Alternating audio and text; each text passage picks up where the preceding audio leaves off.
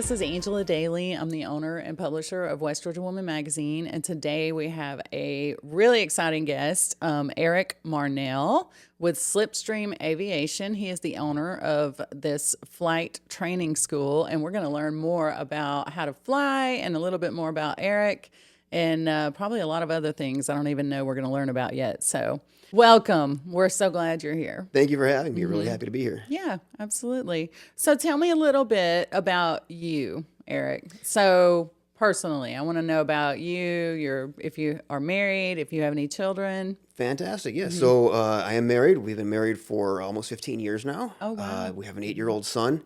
He goes to school right here in Carrollton. The city schools are fantastic out here. Yes, they are. My wife and I met when I was in the military out west.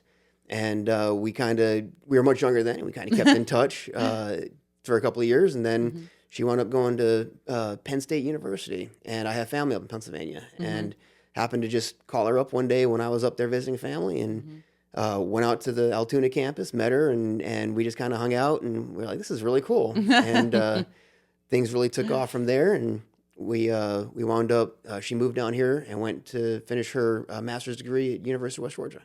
What'd she get her master's in? Mass communication. Oh, nice. Okay. What does she do? Believe it or not, she worked for Cummins, the diesel engine manufacturer. Oh, She's okay. a global training and talent development specialist. Oh, wow. That's a fancy title. It is. It's really it's a fancy title, and she has because she's global. She has some calls that are 6-7 o'clock at night or 3-4 o'clock in the morning. Oh, yeah. I'll bet. But yeah, it's really Gosh. nice. Well, cool. So you met her when you were in the military. That's correct.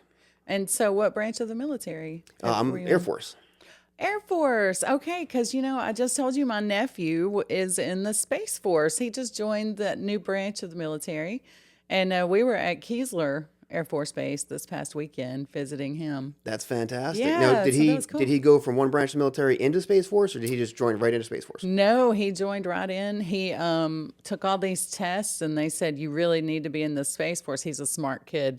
They said, you really need to be in the Space Force. So he was excited about that and a little disappointed, I think, once he learned he wasn't going to be able to travel. Like, he has to stay here and protect the country, cyber, all that stuff, Sure. and whatever else they do. I don't know. He won't share anything with me about what they're supposed to do. But I just know that they're helping protect the country, of course. That's fantastic. Yeah. So you were a pilot? No, I wasn't. Actually, I was a jet engine mechanic in the Air Force. Okay. All right. Well, this is interesting. So you went to the Air Force, you were a jet engine mechanic, but now you're a pilot. What happened? I've actually been a pilot for most of my adult life. But in the military, it's a whole different ballgame when you actually fly for the military. So being a pilot in the military is not like just being an enlisted guy. Okay. So there would be different requirements and everything. So I went in and did my 4 years and said, I don't think I like this as much as I thought I was going to, and then got out. And then you met your wife, went to Pennsylvania, or immediately after that, or what? So when I What'd got you out of the do after military, I actually came back here to Georgia. My family lives in Douglasville. Oh, nice. And so I spent a couple of years there, and then my wife and I, she wasn't my wife at the time, but we bought our house out in Carrollton. We lived in the house for a couple of years, got married, and then we decided to move to Phoenix. 1 star, very bad, would not recommend. We hated Phoenix. We absolutely hated But Phoenix. it's a dry heat, right? I'm a big motorcycle guy, and I thought I was going to get to ride all the time, but it's too hot. It's like riding inside of a toaster oven. Yeah. Out here in the summer it gets hot, and you can go up to a stop sign, and you kind of get hot. And you're like, okay, light changes green, and you go and you cool off. Yeah. And out there, it's just hot. It doesn't matter how fast you go, you can't escape that heat. Yeah. So we wound up moving back to Georgia, and that is really the genesis of how Slipstream happened. Is that when we moved back to Georgia, we were able to sell our house in Phoenix for more than enough money than we needed, so we paid off all of our debt. Oh, And, perfect. Yeah, the missus has a work from home job, so we were able to just tidy up the loose ends, and then I needed something to do to keep me occupied. Basically, my wife told me to get out of the house. And then I started flight school because apparently that's what you do when you don't have anything to do. But yeah, the Slipstream was able to start with one leased aircraft, just to kind of feel everything out.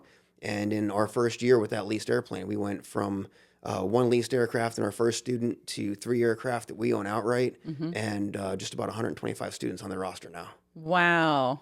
That's amazing. And this was all within a year? Within about 14 months, that's correct. 14 months. Wow. You've grown exponentially. Yeah, it's been an adventure to say the least. And we've had challenges. We bought an airplane and found out that airplane needed some maintenance that wasn't disclosed when we bought it. And Oh, no. yeah, so we kind of got hung up on that, but the maintenance is done now, and the airplane is back up and running, and we've actually done some more improvements to that airplane. That's a really good airplane for us. But maintenance on an airplane is nothing like an oil change on a car. How much does that cost to do something like maintain just an an oil airplane? change on one of our airplanes is about $160. Okay, well that's not bad because mine's went up to like 100 and something just for a little old Jetta. Yeah, so it's $160 for the oil change. That's for 8 quarts of oil and the oil filter. We do a couple other maintenance items when we do that service, but that has to happen every 50 hours. Oh, so that's a big difference. It is. You're not going 5,000 miles or 10,000 miles like in your car. It's every 50 hours on the airplane. Oh my gosh! Wow. And so those are FAA requirements, or So it's the just to keep 50-hour the oil engine change, the 50-hour oil change is a best practice, and then we have 100-hour inspections that are required because we use our aircraft commercially.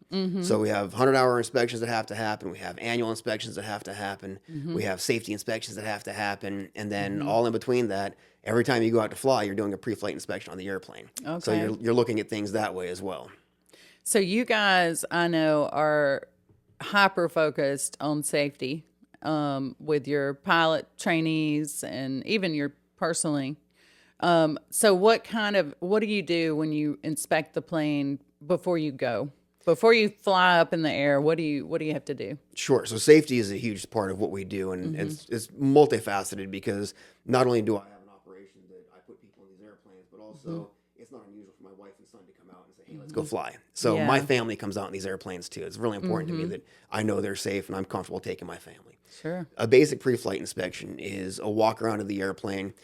Jokingly we say we make sure nothing important is falling off. But in reality, we're looking to make sure the control surfaces are moving freely and correctly. We're making sure that the brakes are good. We're making sure the tires are good. Yeah. Making sure that none of the inlets on the engine are broken, or I'm sorry, the inlets on the engine are blocked, or there's a bird nest in there or something like that. That on airplanes that don't move as often as ours do, it's not unusual to find birds making nests in some of the small crevices. Wow. And that could be extremely dangerous. It could be, yes. And again, ours move all the time, so we don't have an issue like that, and we inspect them all the time. But there's so many things that could really be detrimental to an aircraft. Yeah, for sure. So you said, you have a certain amount of inspections that you have per year. Correct. Is that through the FAA or who is So that the through? the FAA delegates and says this is how many inspections you have to have at what time interval, and then it's incumbent on us to contract with the maintainer, basically a mechanic, and they come out and do the inspections. Okay. And then my history with being a mechanic in the Air Force, and I've been a big motorhead my entire life, so I'm definitely familiar around mechanical things. Yeah. One of the big things is I'm always there for these inspections, so that way if there's anything that even maybe it's not bad yet, but we can go ahead and replace it and just eliminate an issue that we may have in the future. That's exactly what we want to do. Right. Yeah, definitely. Oh, I imagine that would be a great asset for you being a mechanic already. It is. It really is. We we have some really good maintainers up at the airport, and they do a great job keeping us flying. And so being able to get in there and talk with them and do the inspections with them is huge for us.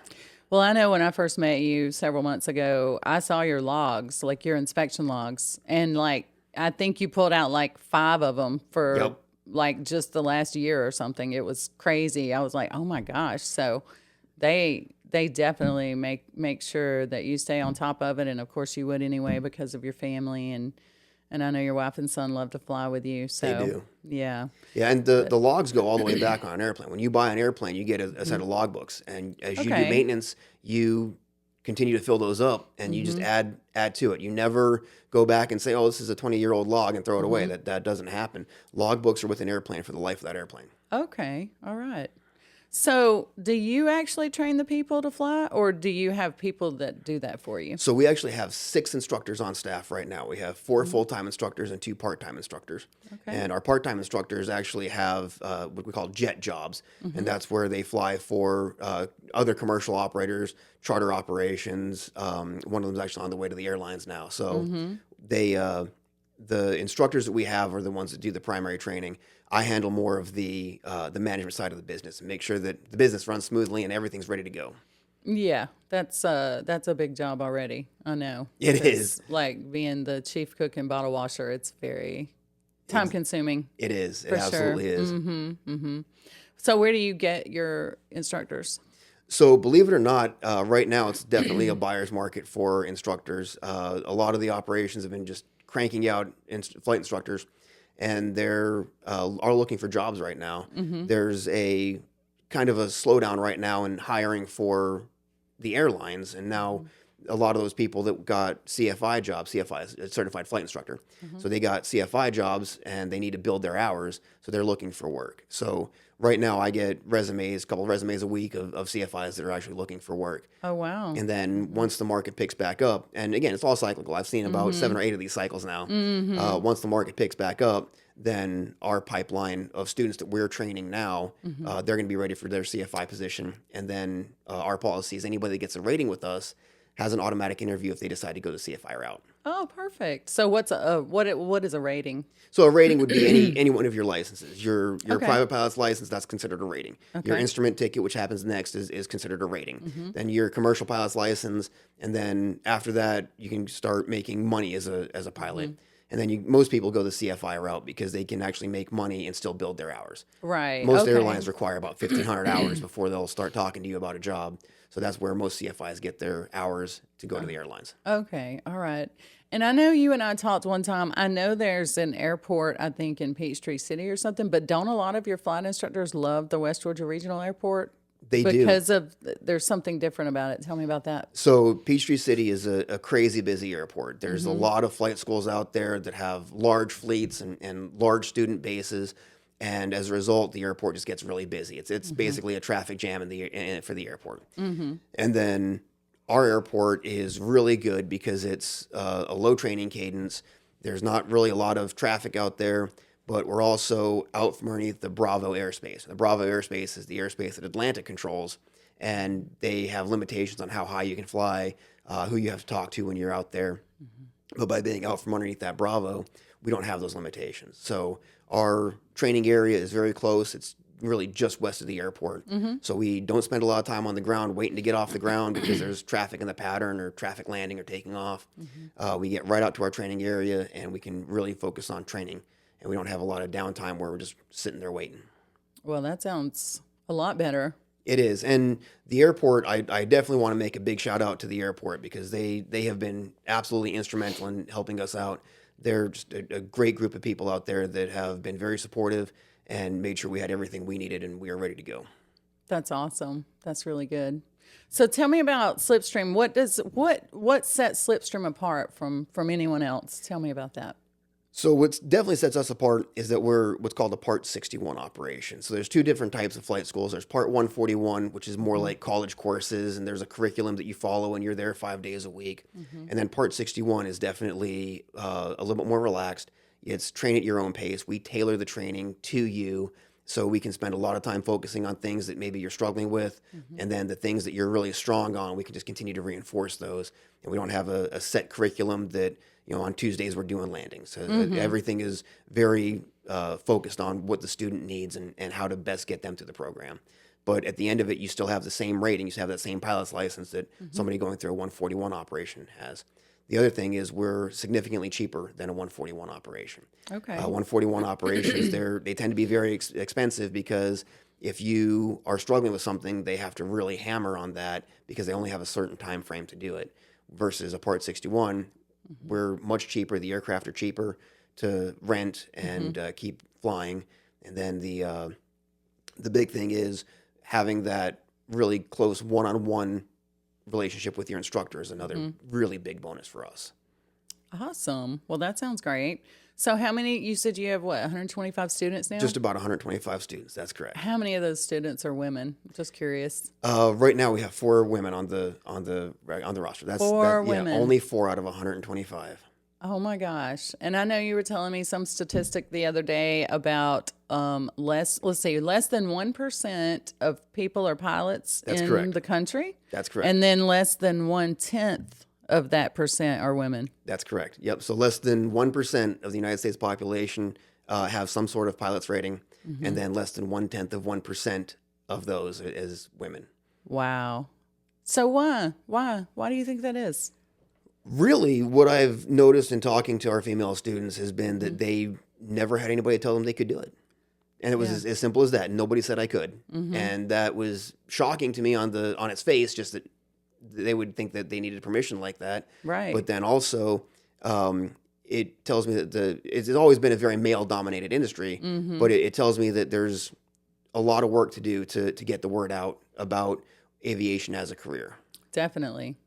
And I mean, there's a plethora of potential students out there for you, women. Absolutely, Anyway. absolutely. And we actually just started the University of West Georgia Flying Club, and it's a student-led group. And in that group, we have 3 women. So just that's awesome. That's our first meeting. We had 3 women. So I think we're definitely going to see a lot of traction from that. So what do you do in the flying club? So in the Flying Club, it's a student-led organization for students that are interested in aviation as careers or hobbies. And then Slipstream is actually just a basically supporter of that. So we facilitate them being able to come out to the airport and get tours. We have a special rate for any of the students that want to rent the aircraft and get their licensing. So we really just support them in their aviation journey. We also provide a lot of feedback on what we're seeing in the market in terms of careers, not just for pilots, but also for maintainers, for maintenance, for support, for airport design. Even that is considered an aviation career. Interesting. I would never have thought that. Airport design, that's so cool. What about like air traffic controllers? Would that be part of it, or is that different? Nope. So air traffic controller is also an aviation career track. And one of our students at the University of West Georgia is an older gentleman, and he's actually a retired air traffic controller. No and he's way. up at the college and helping us with the aviation club. Oh, that's so awesome. I'm so glad you've got someone there that has some experience and can, help lead the students. That's so cool. Sure. Yeah, it's been great. Again, everybody that we talk to has been fantastic. They've been great in terms of supporting us and pointing us in the right direction. And it's been a lot of phone calls and just a lot of, hey, this is what we're trying to do. Where do we go? And everybody, we'd have lunch with somebody. And then by the time we got back to the office, we had 3 emails from them. Here, these are some people you need to talk to. So it's been great. I think that's the wonderful thing about this community is that it really is a ton of networking that goes on, and we really are all interested in helping everyone else. Absolutely. So, if I know someone, then I'm definitely going to talk to them about somebody that they may need to talk to or whatever. I think that's just wonderful. Yeah, the community has been fantastic to work with. Everybody has just been really excited about it, and even if they don't have a personal interest in aviation, they're more than willing to get us pointed in the right direction. Right. So do you have any young students right now? Believe it or not, we do. We have 3 students that are under the age of 15 right now. Wow. And we have 2 students that are over the age of 60 right now as well. So it's just about never too young to start and definitely never too old to start. Wow, that is so awesome. So what is like your ideal age for a flight training student? Ideally, we would like somebody about 16 or 17 years old. The FAA says that you can't solo the airplane, and that's a big milestone when you first start. You can't solo the airplane until you're 16, and then you can't hold your private pilot's license until you're 17. Okay. So at 16 or 17, that gives us plenty of time to get them where they need to be, that when they're ready for their check ride, which is the last stop before you get your private pilot's license. When they're ready for their check ride, they're very, very well equipped, and they've got plenty of experience, and it's not really intimidating for them.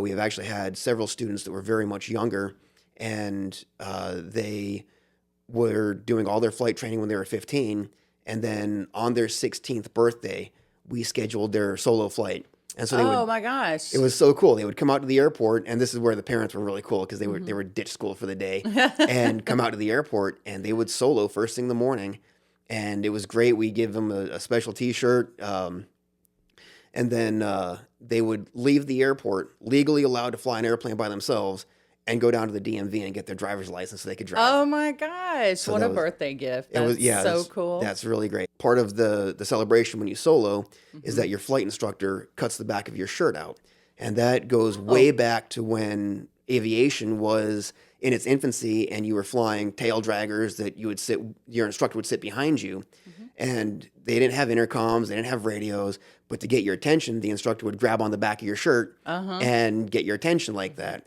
And so by the instructor cutting out that shirt tail, it says, "You don't need me anymore to get your attention." Oh, wow. That is so cool. And we write the date on it. We draw a little picture of the airport, and the instructor writes a really nice message to the student.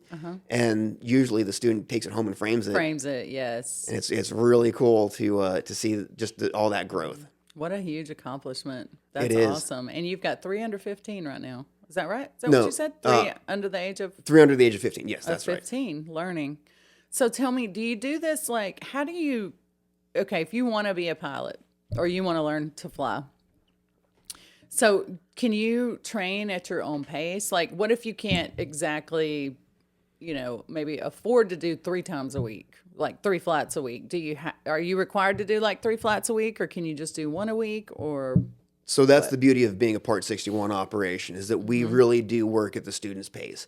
We recommend 2 or 3 times a week, and then coming in for a ground lesson as well, because that seems to be the best balance of cost effectiveness and the actual material retention. So you actually remember all the things from your last lesson. Right. But we have plenty of students that they'll only fly once a week or once every 2 weeks, and they're doing just fine. And they're moving through the program just a little bit slower. And we tailor that to what the student needs and what they can support. So if they can't afford to fly as often as they would like to, or as we would like them to, we still support them and we still get them through the program. So how much on average does it cost? Like, if you were to go 3 times a week in a ground training, how much would that cost every week? So it's hard to say how much it would cost every week because the weather sometimes works against us. And you may only get to fly once that week, but then you'll have some ground trainings in there as well. But what we find is start to finish, on average, most students come through the program complete with their private pilot's license for between $15,000 to $16,000.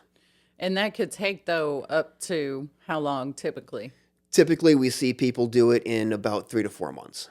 3 to 4 months. Wow. correct. That's super quick. It is. We have some people that really compress it, and they're flying every single day they can, sometimes twice a day. Yeah. And we had one guy who did the entire program in 7 weeks. Wow. Yeah, and he was very well prepared. He had all of his stuff sorted out. He had his medical already. He had his written exam done. He was really ready to go, and he was just flying every chance he could. And he screamed through the program. We had a DPE. The DPE is called a Designated Pilot Examiner. That's a third party that comes in and basically verifies that you're ready to be a pilot. And the check ride is some ground-based questions and answers that you work through with him. Takes about usually 2 hours, and then you guys go out and fly, and you demonstrate all the maneuvers you're supposed to know as a private pilot. And we had his exam lined up and ready to go, and he absolutely knocked it out of the park because he was flying all the time. Yeah, I'm sure it's pretty easy to do that if you're flying twice a day or whatever. What about night training? Do you guys do that? We are required to do some night training for your private pilot's license. Generally, we don't do a whole lot of night training for our private pilot students, just the required amount plus a little bit extra. Where the night training really comes in and night flights are with our instrument students, because that seems to be the instrument ticket is the next step, and night flights seem to be the best of both worlds for navigating by instruments and gaining more experience. When your air conditioner quits in the middle of the southern heat, you don't have time to sweat it out. That's where Addison Smith comes in. We're your local experts, proudly serving homes and businesses across West Georgia and East Alabama with fast, friendly, and fix-right the first-time service. From seasonal AC tune-ups and emergency repairs to plumbing services you can trust, our experienced team is here to keep you comfortable year-round. With clear upfront pricing, no hidden surprises, and 24/7 emergency service for those "my AC just died" moments, help is always just a phone call away. At Addison Smith, we believe every customer deserves to be worry-free. That's why every service call is backed by a 100% satisfaction guarantee. And for a limited time, receive a free service call with any repair. Call Addison Smith today at 770-821-6890 or visit addisonsmith.net. Addison Smith, your local experts in comfort, reliability, and care. So what about a flight simulator? I've seen those, like at, I don't know, maybe a museum or something.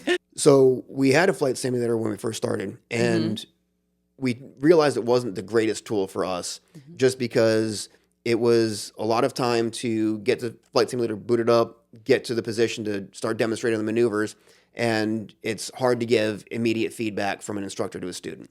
Right. So we actually realized it was far more effective to just go out into the airplane because we don't have any delays getting out. We don't have any traffic out there.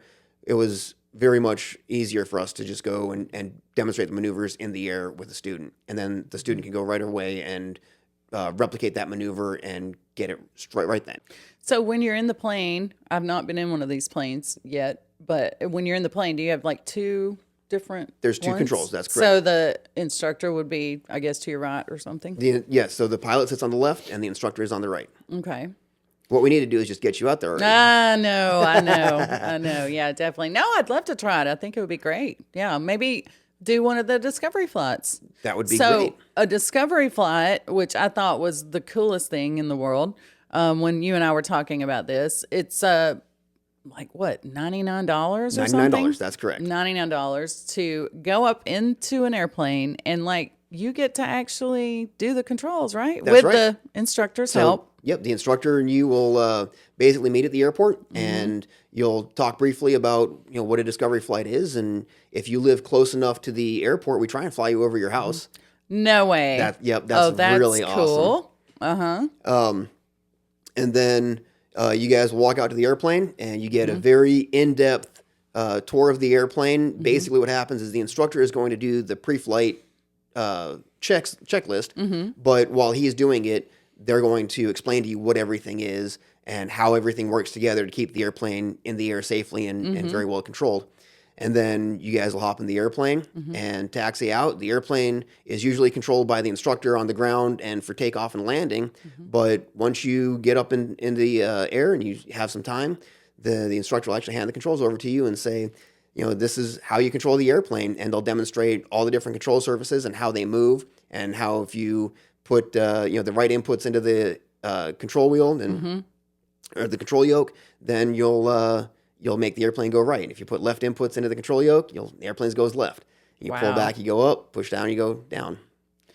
I think that could be a little intimidating for some people, though. But I mean, do you ever find that people are just like so nervous when they go up there, or are they just? I'm sure your instructors probably put them at ease.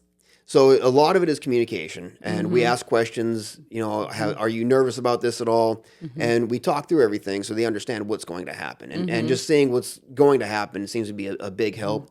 And some people are intimidated, and then once they get the controls for themselves, they see how the airplane behaves, it's not much different than driving a car, and they tend to calm down very, very quickly and get relaxed and understand what's happening, and they really seem to enjoy it. We've had some instances where people were like very, very scared to go up, but then they got down and they were nothing but smiles ear to ear. And want to do it again. And they were hooked. They sometimes sign up right then. Wow. That's wonderful. That's great. So yeah, those are $99. I mean, what does that basically pays for the fuel, right? Just about. We give the instructors a little bit of money because, well, they've gotten used to eating and we've got money to keep on feeding them. But right. Yeah, so $99, the whole experience is just about an hour and it's about a 30-minute flight. And like I said, we try and fly over downtown Carrollton. If you live close to the airport, we try and fly you over your house.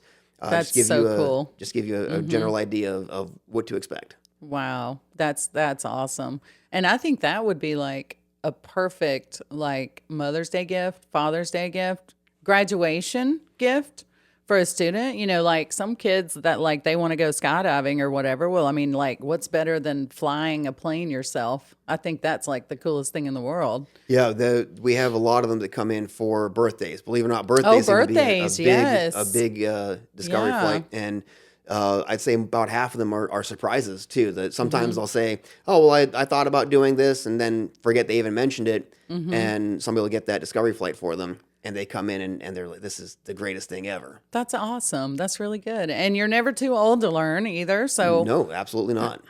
older students are more than welcome. Certainly, absolutely. We, like I mentioned, we have 2 students that are over 60, and they're just getting out there and crushing it. So, what are the requirements to have one of those discovery flights? Do you have to have any kind of specific medical, clearance or anything like that? Or can you anybody can go? Anybody can go on a discovery flight, and we've had some people that were gifted discovery flights, for a 10-year-old, and we find that 10 is about the youngest we want to do a discovery flight because they really get it and they understand it. But we've also had, unfortunately, some people that were late stage cancer, aggressive medical issues, but it was a bucket list item for them to fly, and so they would get a discovery flight and they would be able to check that off their bucket list. But we knew that they were not ever going to be able to actually hold a pilot's license, Sure. but they wanted to fly, and so we were able to do that for a lot of people, and that made a lot of families happy. Oh, I know it did. That's so wonderful. So, regarding like, if someone wanted to be a pilot and get their license, so medically, what are the requirements? I mean, what if you were, say, you said you could do any age. So if I'm 65 years old and I have diabetes, and I want to fly a plane, what will I have a problem getting that medical clearance? So I will begin that response with, I don't know. The reason I don't know is because there's an entire medical field devoted to aviation. They're called AMEs, aeromedical examiners. And you would go to an AME as part of your private pilot's training, and you would get your medical ticket. And it's just a medical certificate that says you're healthy and safe to fly an airplane. There are a lot of instances where you may have an issue that would be if it's well controlled, or you can fix, like vision is a big one. If you can get corrected vision, then you're still going to be okay.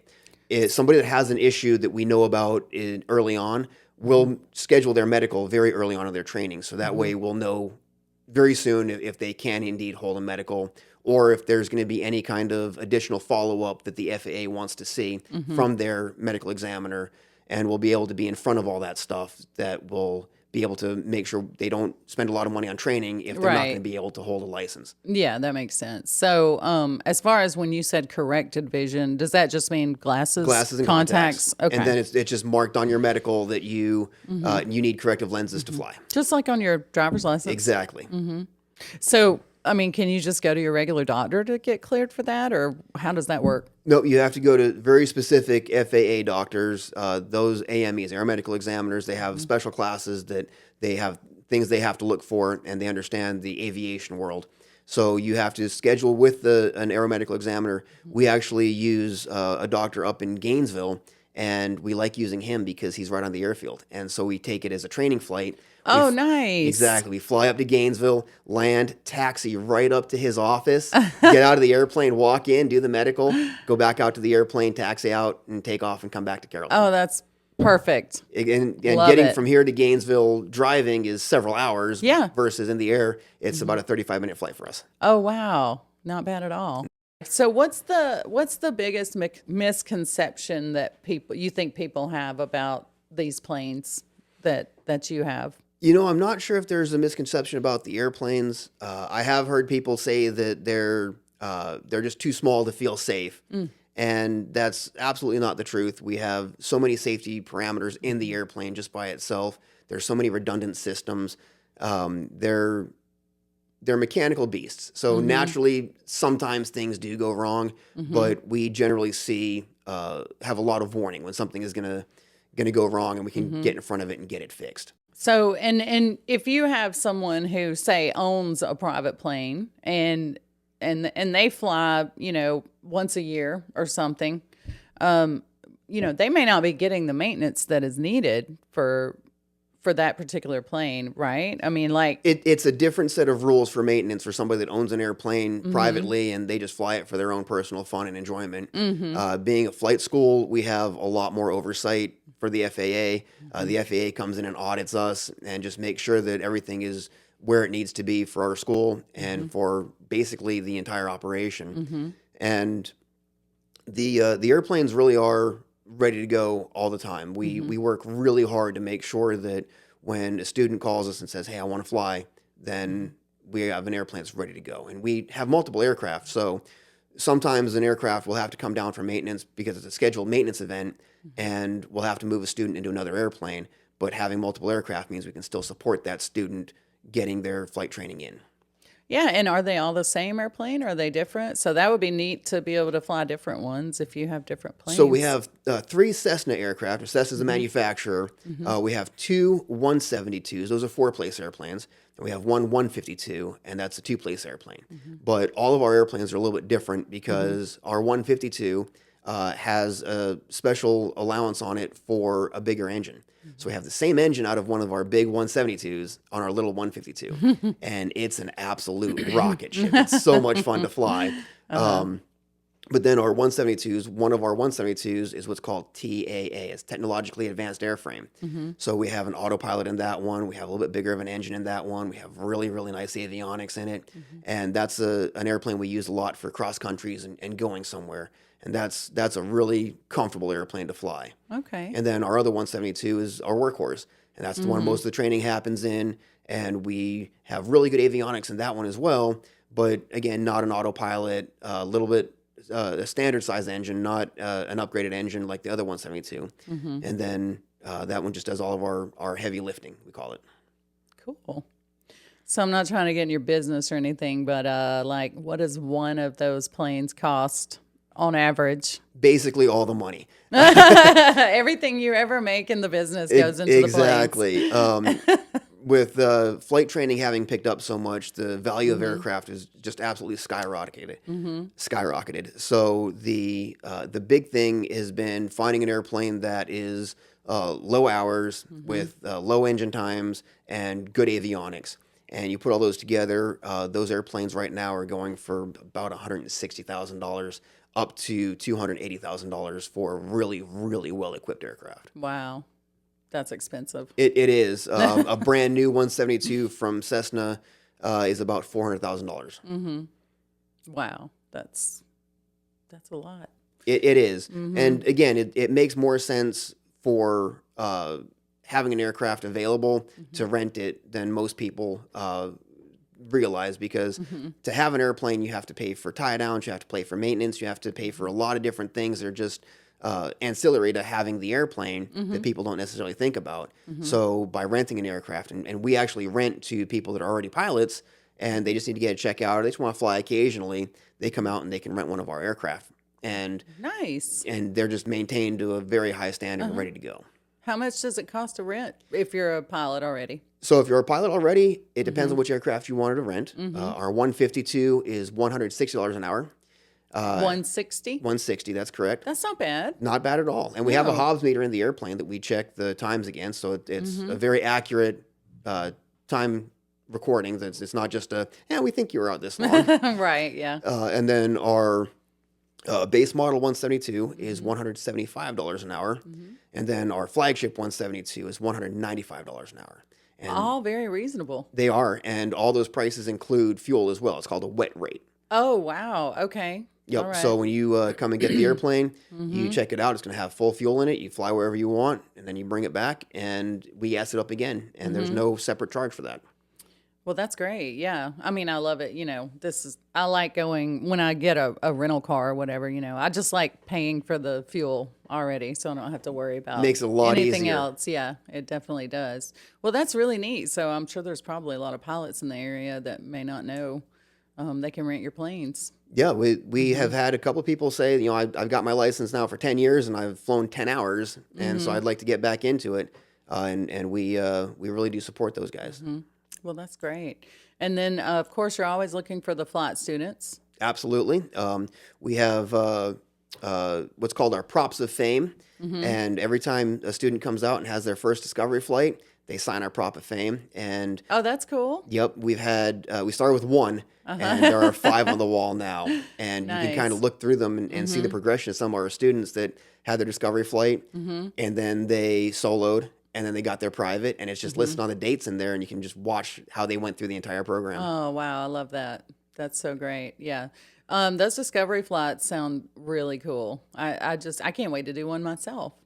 Fantastic. Well, Yeah. we can't wait to have you out. I know. I'm excited. Maybe we could go film it or something. Absolutely. That would We've be cool. we've done that quite a few times. We've had some local people that wanted to take a video, or they were testing something out with their new Instagram cameras, and they would come out and fly, and it was a lot of fun for them, and a couple of them even signed on as students. Oh, that's wonderful.